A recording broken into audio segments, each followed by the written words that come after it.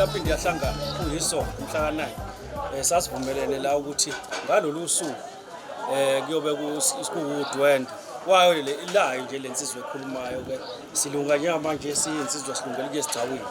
sesibhincile siqedile siyaphuma manje okuyibona nje nawo